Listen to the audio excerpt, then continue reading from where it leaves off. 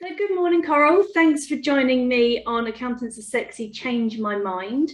I'm fairly sure you're not going to change my mind because, well, you are my accountants and I do find you all very sexy. But for the audience, would you please just give a little introduction about who you are and what the business is all about? Yes, my name is Coral and I'm a partner and the practice manager here at JVCA. We're based in Cranfield and we deal with many clients and many different services. Okay. And how long has JVCA been running for? As JVCA since June of this year.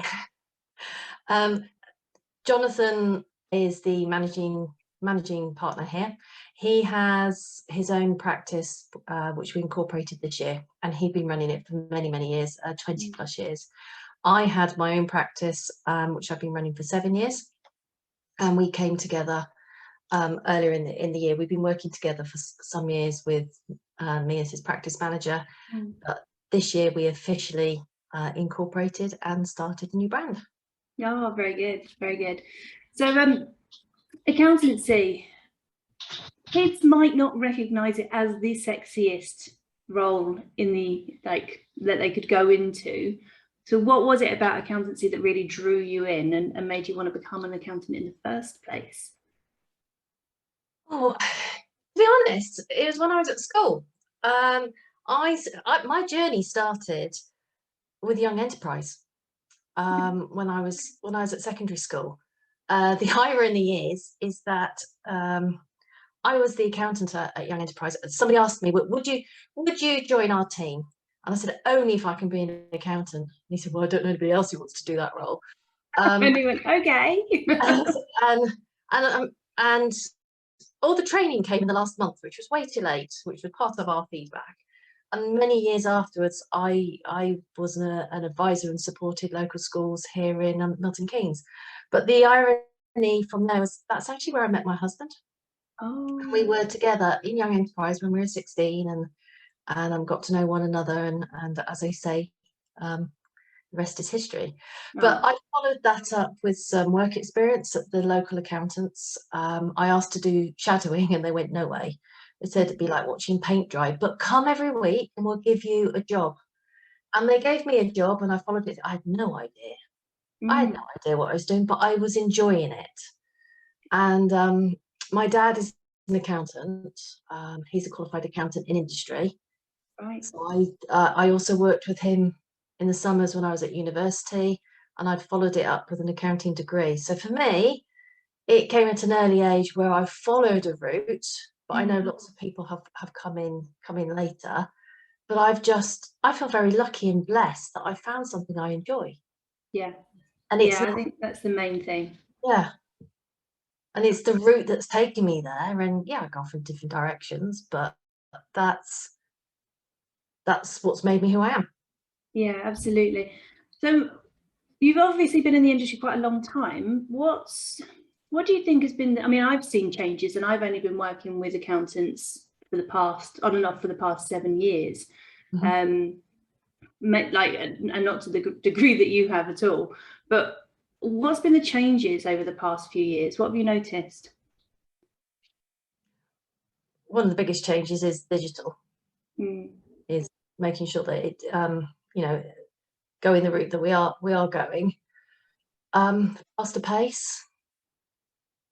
I think it's going to make me sound really old, but when I first started working, we didn't have email. Yeah. And I started when I started in sales. It was really weird. It was dumb terminals. And the first practice I worked in were a fairly small practice. There was no more than 20 of us, and everything was done manually. So I had a really good grounding there. And 3 months after I was there, we actually had a computer to share. And 2 years after being there, I moved to a larger firm in Milton Keynes where I completed my training. Yeah. And it was like taking a step back in some ways because we didn't have the computer again. And it wasn't until after I got married in 2000 that we had the computers. Now we're doing accounts on our phone, but the demands and expectations from clients are a lot more because they can send an email or not They don't have to go, oh, I'll write a letter and then I'll post it. Yeah, I must pop into the accountant. Yes. And I think it's a bit more accepting as well, because I remember going out to do an audit and the requirement was I would wear a suit, whether it was with skirt or trousers. There was a debate on that one for a while. How very modern. And now if I turn up in jeans, I wouldn't turn up to a client in jeans unless I knew I was going to be in a farm or something. Yeah. Sweat and bellies are required. You dress appropriately for where you're going, but there's no expectation that you'll turn up in that grey suit. Yeah, absolutely. I think it has the perception of accountants, and there's more sway and more focus on what you do rather than what you look like. Especially in this modern age, I think I've said to other people that it's I call it zero gen, maybe unfairly, but it's about the modern, the pizzazz, the tech, the fun side of it. And that's coming in more and more and more, and has done over the past like 5 years or so, especially. That seems to be changing the culture and the accountants' expectations of themselves. They seem to be more relaxed and happy. Yeah. I mean, when I first started my training, straight after I left university, so I started in 97. I remember the audit limit going up to 90,000. It was literally as I started. So everything had to be audited, picked, bashed, compliance sheets filled in, and there's been a relaxation of that. But that doesn't mean that there's been a relaxation with the institutes and the quality. No. And that's what has to happen, and make sure that the quality is still there. Yes, a lot of it's done using tech now, and it's trying to be innovative. I can't say that word. And people say, like, how do you like to describe yourself? Well, I'm quite creative and crafty, as in I do crafts with my children. I've made quilts. I like to do things like that. People say, oh, you're a creative accountant. Well, years ago, you would never have described yourself that way, because that was seen as a very bad thing. Yeah, creative behind on the books is not necessarily. But now it's not.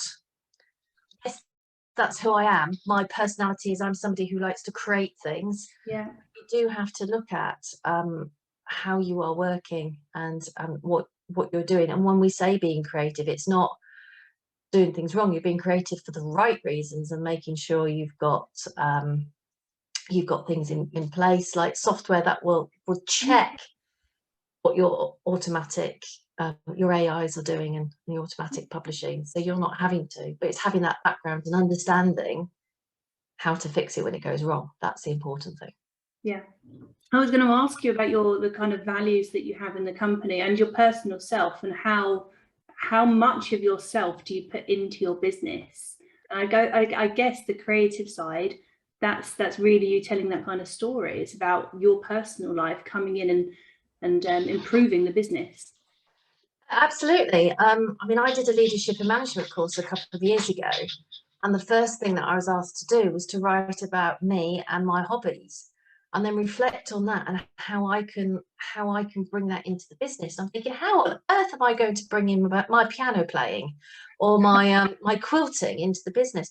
But when you actually look at it, it makes sense. Yeah. Because somebody said, well, of course you're good at this because you put patchwork pieces together, and it's the way your brain is wired. It's the way my brain is wired. Skills. And I'll come up with sayings like, I didn't get to grade 8 piano overnight. I didn't actually get my grade 8, which is the irony. Shocking. But the board I was with did grade 9 and I did that one. So and then it's been realigned. But it's clients may not see it directly, but it's the way that we can motivate staff. And when they're saying, oh, you know, we need to do all this, and the government are asking us to do it, we need to do it by tomorrow, and you say, I didn't get to grade 8 overnight. It won't happen overnight. Let's break it down. Let's look. When I was playing a piece, I wouldn't play it straight away. I might just start on the 1 bar. Let's work on 1. Let's build it up to thinking creatively, understanding and working with your team members to be able to say, well, what's it you do? Oh, you like my children like canoeing. Yeah. And I wouldn't say, well, you just go out in the water straight away, would you? You go. break it down, and Here's a life understanding, jacket. understanding relating to your team members, to then be able to break down what their hobbies were, or and say, look, you never did this straight away, so why would you expect this? Let's work together. Let's encourage clients. It's always encouraging. Yeah, I think your strapline for JVCA is the friendly accountants. What does that mean to you? Like, what does that mean for your clients? What it means to us, I think Jonathan and I are very aligned on this, is that we never went into this to be compliant. That sounds really weird, doesn't it? We never went into Not knowing Jonathan, it doesn't. No. we didn't become accountants to be compliant, and what I mean by that is I left audit because I didn't want to be doing audit. I wanted to be doing the other stuff. Do I really want to be putting a set of accounts together? No. Accountants can change the world. They really can, but not by doing the paperwork. But by understanding, by being there, by supporting. I remember a comment when I was out doing audit, and feedback to my manager was, oh, you do know this is this client's fifth language? And he said, how on earth do you know that? I said, well, I was chatting to him whilst I stood at the photocopy. What do you expect me to do? Just shove the papers in? And we'd got chatting, and I understood. And my manager then said, can you please come out with me because you understand this client? Yeah. And that's what we mean about being friendly. It's like, if you just want us to do your books, fine. But if you want us to understand and are happy to have that chat with us and get to know us, we're not just about compliance. We're more than compliance. Yes, we are compliant because we have to be. Yeah, but that's the bare minimum that you're going to be. Yeah. Yeah, absolutely. And that brings us on to an interesting point. The working with different types of accountants at the moment, I have some who just want to do the compliance only, and it seems to be very regimented, routine. They, that it's very structured work that they do, which is great because it seems that they can just get the information in and it's like a factory, so as long as they're hitting their markers, everything runs. Whereas other accountants, they are more, and as you say, they're trying to change the world for their clients. And when we say world, it's like define world first. So they're trying to change the world for their clients, and they're offering business advice and additional service and mentorship and all kinds of stuff that would never have been, like, it's not your traditional accountancy. Is it that we're moving into that kind of era now and people have to be delivering more, or is there still a place for your compliance only practices? I honestly believe that there's both.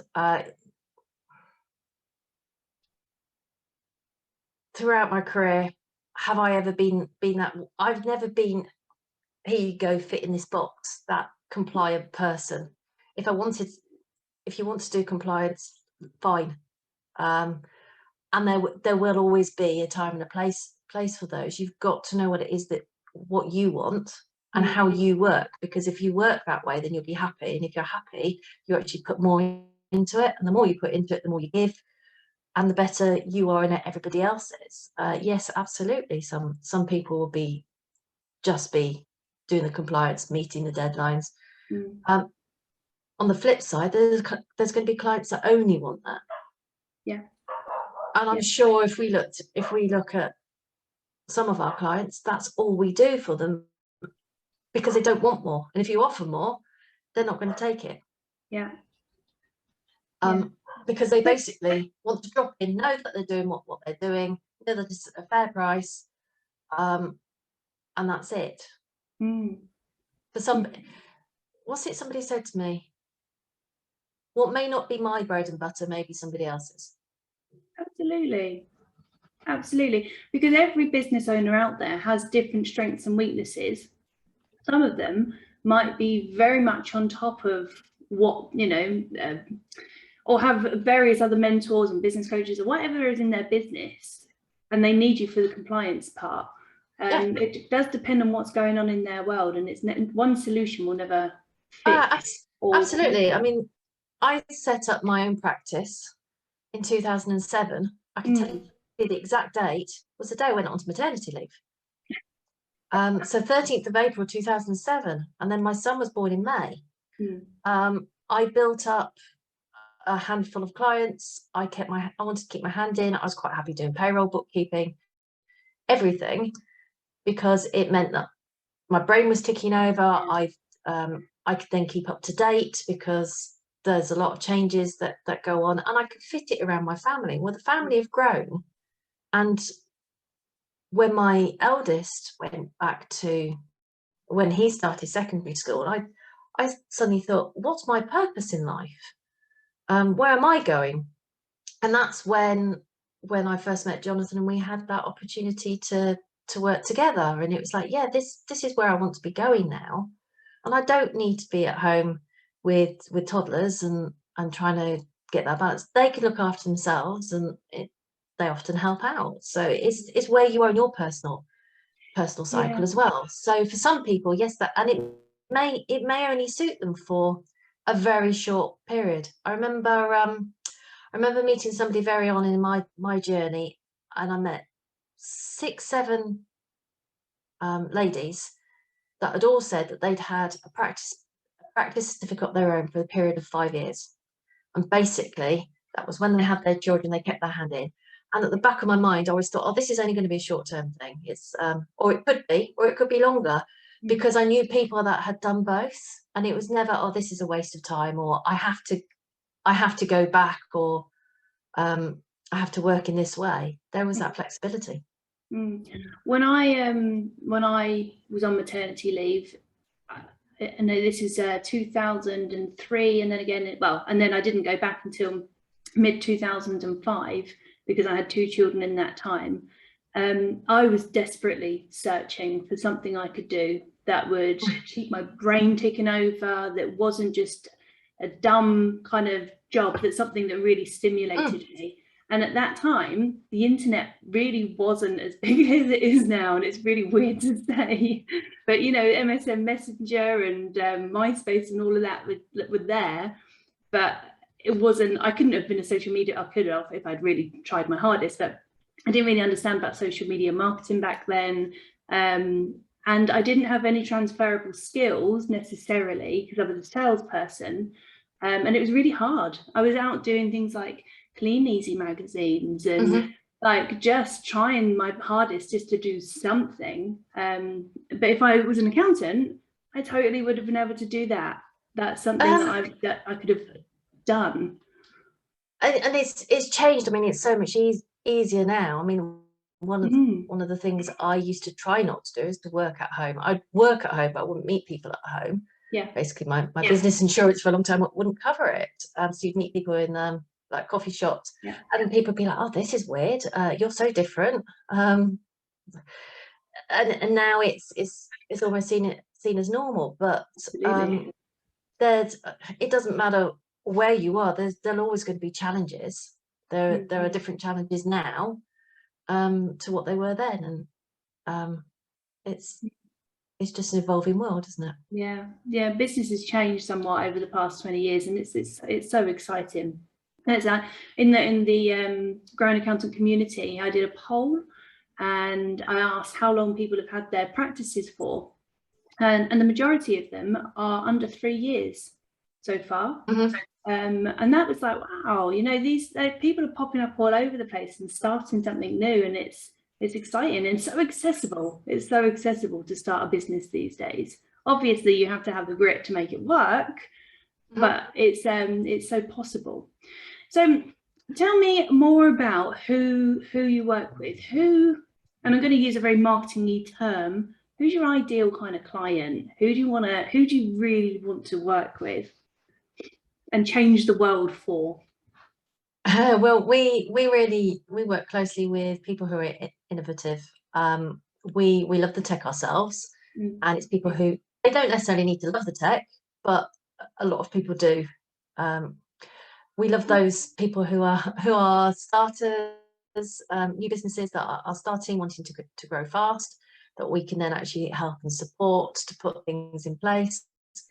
Then there's the people who are wanting to grow their team. We've both been there. Jonathan, obviously, setting up his practice 20 years ago, he described himself as the Harry Potter of accountants by starting in the broom cupboard under the stairs.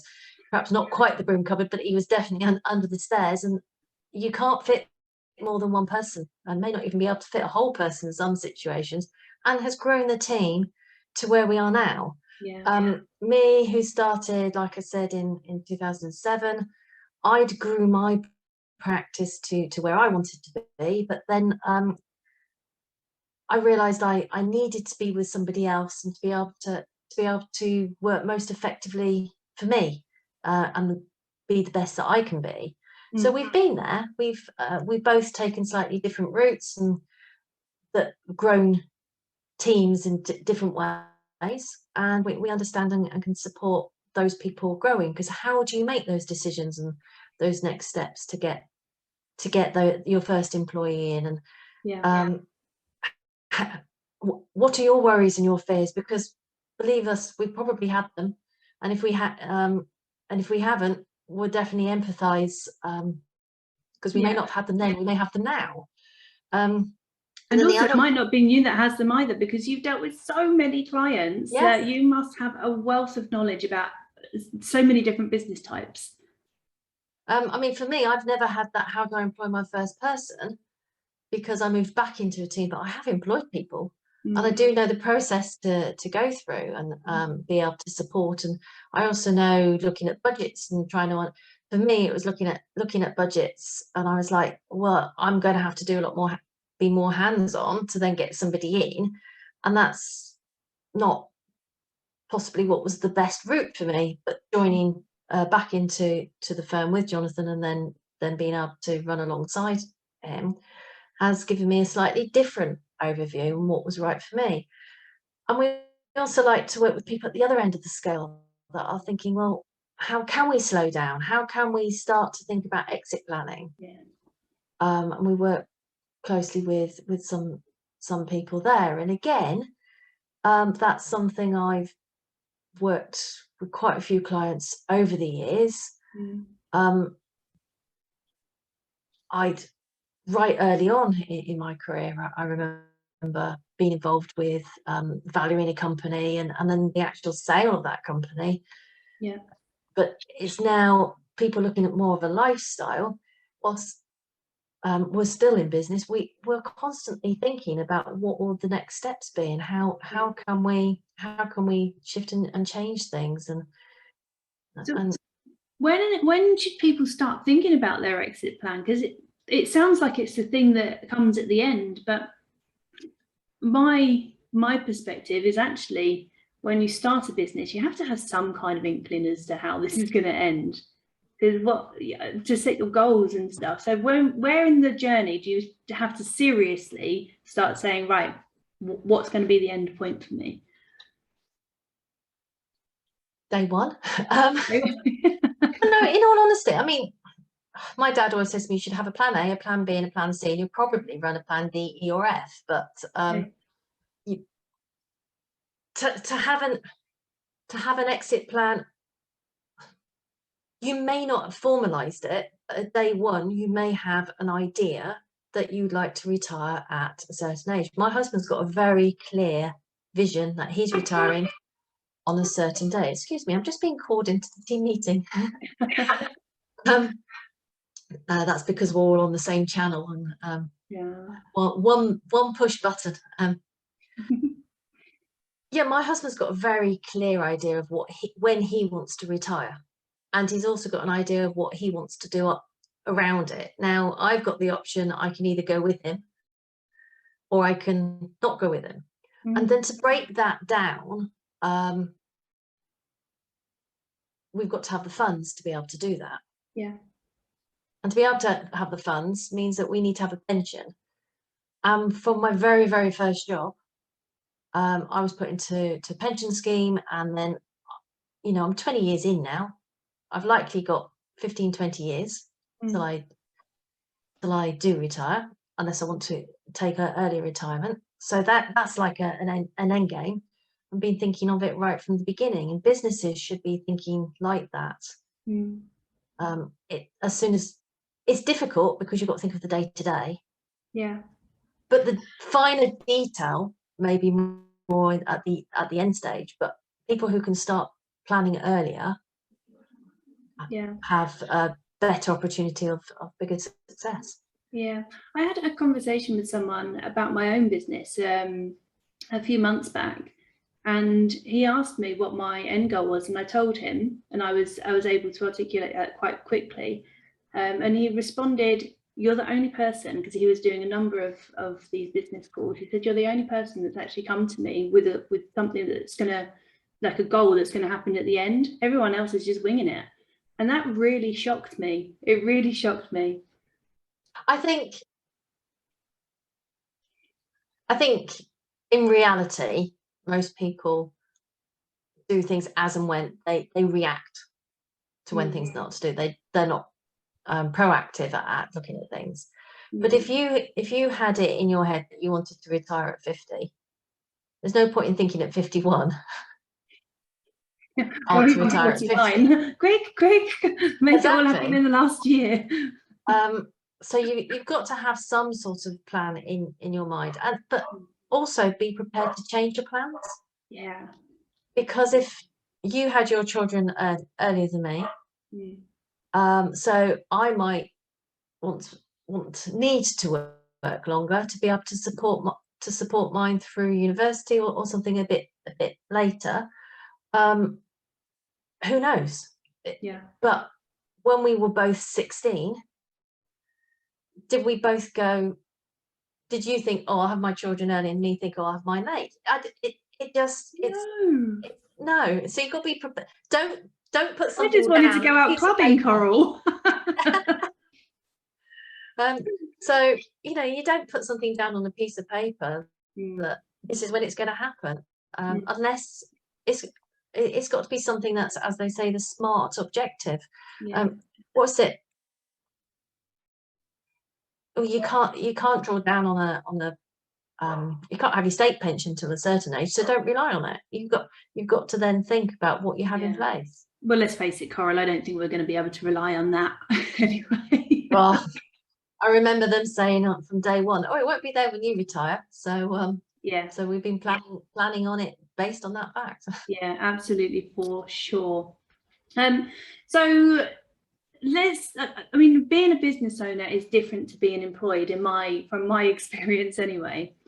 What kind of stuff do you do to keep yourself and your mind healthy? Because there's an incredible amount of weight on your shoulders, staff, you know, the clients, just the building itself to keep open and running. So how do you keep yourself healthy? Well, you do all the usual things that you can. You make sure you eat the right stuff, and or not. Don't beat yourself up if you've got a down day and it's crisps and chocolate that it is that you want. But no, you've got to be sensible. I'm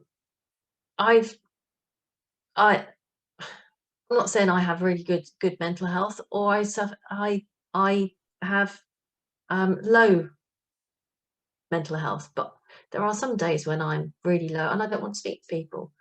I know what works for me, and it's fresh air, time away.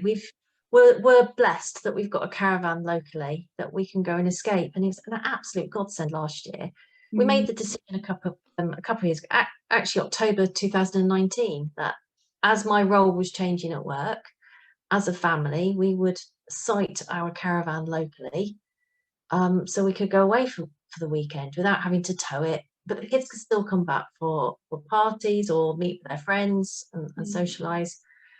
That was one of the best decisions we made, because we can be over there and we're away from everything.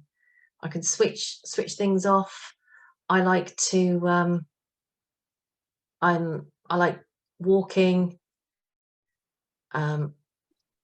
I will play the piano when I get the opportunity. I probably have to clear it first, but it's things that are for me. And just a half-hour walk in the morning with the dog means that before I've read any emails, before I've read any WhatsApp messages from staff, they know that there's no point in contacting me. And until recently, my youngest was at primary school, so I made that point of walking her there. Yeah. And when she goes on to secondary school, I will still go out for a walk. Now we've got a puppy, so I will still get that walk in, because that's my headset. I understand the timing of this now. Yeah. Well, no, the puppy wasn't necessarily, the puppy was for the family. The timing was more the age of the children, because if they're a bit younger, it might have been too much. But yeah, it's a positive thing that's going to come out of that timing, because I will make sure I go out and I have that space. And sometimes I just write time in my diary to be able to work on things I need to do without being disturbed. And the for me, like, I find it a struggle sometimes to pull myself away and to make sure that I'm doing this to myself. So do you put this into the diary in advance and make sure that there's time, or do you just say, right, that's it, have to stop? Well, the walk in the morning, I know myself well enough that if I don't do it first thing, it won't get done at all. We have a saying in the family, I think probably from my sister, which is eat the frog. Yeah. So if thinking of, like, is it a book? Yeah. I think it came more from one of those island thingies where people are stuck, and if they've got to eat a bug, and then the rest of the team can have dinner that day. And if the earlier you do it, the more they could have, even though it's really horrible. It's the thought of eating a frog. And so we'll say at home, what are your frogs? What do we need to get done? And I reflect on this in the way that I was working, and the way that when I started, and I was going out on audits, there was a particular area I absolutely hated doing. And and my manager would say, do it first. And as soon as it's done, it's done. Yeah. And it's the same now. If there's something you don't want to do it first when you're fresh. So go for that walk. Because once you start, you get embroiled with emails and suddenly you realise it's 9 o'clock at night. And the other thing for me, when we moved house, which was 11 years ago now, just before my daughter was born, we had the opportunity to convert a room into an office, which is where I'm currently sat. And I ran my practice from here for a while, and it's great. It's got a door. Not only does it have a door, it's across the garden. It's actually, my garage is converted, but it's separate to the house. So I physically have to open 2 doors in the evening if I want to send that email. Also having kids that nag, Mum, you're not working again, are you? And then there's things like I do Pilates once a week. Okay. And if I had a meeting in the evening, I would swap and do that in the daytime. And people go, oh, but you're taking it out of your working time. Well, hang on a minute, I've been taking work out of my evening time. And making sure that I do that. It's a good point as well. It's like, we don't have to be 9 till 5, 9 till 6 anymore. Or back in the recruitment days, 8 till 6, because they drive you like a workhorse. But we don't have to stick to this regime, especially, like, I don't really want to talk too much about COVID because it's transitional as far as I'm aware, or like, not aware, but that's what I believe. However, it's definitely changed the way that we've approached work, and the flexibility of that has kind of, you know, we can work at 9 o'clock if the work needs to get done at 9 o'clock. We can stop at 10 o'clock if we want to go to a yoga lesson, or, you know, to do Pilates. Do you think that's going to continue or not? Or do you think you'll just go back to a very routined environment? Because I know you have an office with staff, and there needs to be some level of routine there. I'm trying to think if we're actually there in the first place. Yes, there always is routine. There's always, you've got to think of your staff and their welfare. And, you know, I don't want my team members working at 9-10 o'clock every night. But if it is because they're taking time out in the day, then yes, that's fair enough. But is that actually the most healthy way to be working? Every time, all the time? But we've always had that flexibility. I'm thinking from 2000, when I moved it into my job in Milton Keynes, we had core hours. These are the hours you are expected to be in, and you work flexibly around it. I think everywhere I've been has sort of had that, almost like an unwritten rule, but you formalize it as well. There is the expectation that a client can ring you within a certain hours and expect to be able to speak to you. Yeah. So we couldn't have people always working at 9 o'clock at night, because the clients wouldn't want to ring, and vice versa. You wouldn't want your clients ringing at 9 o'clock at night and making somebody's day long as well. So there has to be that compromise. And to compromise, you've got to be open and honest, really. Because if a client was ringing really late, I remember a job I worked at between having the children, and one of the partners there said, "Oh, I started this conversation with a client at 10 o'clock and we finished at 2 in the morning." And you're like, and you often learn what not to do. They were just drinking the whiskey on the phone call, you know this. They were having a natter. But that has an impact on the following day, because then everybody was tired, and perhaps things got missed. I don't know, but it definitely have that flexibility, but also have those expectations that yes, you can take time out to go to yoga class during the day, but then that means that you actually have to have certain time in the day dedicated, where you say to somebody you're meeting, yes, I can meet you here. It can't be all or nothing, really. No, I agree. So looking at the industry as it is today, what do you think is, what would you change? What's the one thing about the industry that you would say, do you know what, I just wish they would change this and everyone would be happy?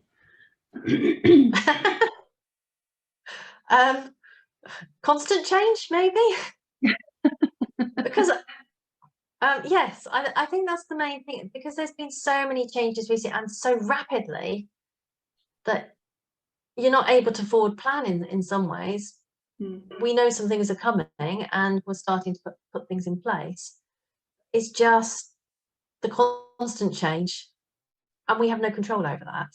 I suppose we could lobby the government, but some of it's natural change, with things becoming digital and becoming more innovative. Some of it is demands from government and things that are going to be coming in, and then having to explain that. And I don't know if I'd want to change. I wouldn't want to stand still. I think I'd then get bored, and then I wouldn't enjoy what I'm doing. And it's because of the changes that I do what I do. I don't think I can answer that. But I had a conversation with someone years ago, and they said that change was coming. And I was like, oh, I quite like change. I like adapting. I like the pace of change. It's exciting. And he was like, nobody likes change. I was like, no, I'm very sure I like change. It's an exciting time, you know. I think people don't like it if it's not managed well. Yeah. I think for me, I can cope with change because my head gets around. It just adapts differently to other people. So I'm more flexible. I'm quite pragmatic in the way that I approach most stuff in life. If it happens, it happens. If it doesn't, it doesn't. Let's do our best, you know. So it doesn't affect me. There are some people that are far more regimented and they freak out. Like my son, for example, would freak out about a lot of change. I can handle it, but I do like to quickly adapt and get prepared. So I want to kind of talk to you a bit more about business growth and the way that you support your clients. What is the kind of, yes, they come to you for accounting, but you're more advisory than that. What do they come to you for? How do you help your clients grow? How to help our clients grow? yes, you're right. They do come to us for accounting, and yes, we do the compliance stuff. But we also will meet with clients and discuss their needs. And if they need management accounts, well, we can put them together. And some people don't. They do their own. They do everything in-house. But what they need is to have somebody who is almost cold in some ways. That's not the right way of explaining it. Distant. Word from the tree. Somebody who can Yeah. who can objectively talk to them and just say, well, where are you going and how are you getting there, and this is what's happening. I send a report out monthly to one of our clients that does that says, actually, this is all compliant. Yes, this is how everything's working, and I agree with all those. And then underneath we start a new paragraph, and this is the way the client wants to work. We would do it by meeting if that was their preference, or Zoom. And underneath we actually have bullet points of what your targets, what you're trying to achieve, and then we can reflect back on those and say, how have you met them, or we'd recommend doing this, or meeting, or this is where you should be focusing because this is where your gaps are. And we can work that way, and it's very interesting as well because we do that ourselves and we're developing that and looking that through. In fact, just before we started this call, JV and I booked our next time together that we can work on our own business, because I think we haven't got it booked in, and we make sure that we actually do what it is that we're advising our clients to do. Yeah. And we're looking at our own KPIs, because then we can help others by saying, well, we find these work. Do you want to try them? And it might not. We have to accept that. It's the same with marketing. I do the same thing. We do a review. I feed back to them what they're doing, what they should be doing, and it's all in comparison to their goals. Yeah. You know, what is it you're trying to achieve? And some people, not just some, many people, myself included, will go off on a tangent. And they know what their goal is, but actually the shiny penny syndrome comes in and they're like, oh, look at this. And it's like, well, hold on a minute. Have you calculated the impact of that decision? And that's even now, you're probably not officially thinking of an exit plan, but like you say, a goal. If your goal is to be able to grow to get to a certain point and then employ somebody so that you can then release that time to go and work on something else, then hopefully build up a business so that in 10 years time you can just come in and oversee it. That is the beginning of an exit strategy plan without you even knowing that you're thinking about it. So that's what I meant earlier when I was saying that you start thinking from day one, you've got that there. It's then just formalizing it. That's the difference. Yeah, absolutely. And the last question I will ask, and the most important question of all, Coral, is what's the sexiest thing about accountancy?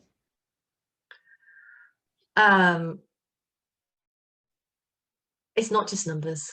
It's the people. It's the people behind the numbers. It's never been numbers for me.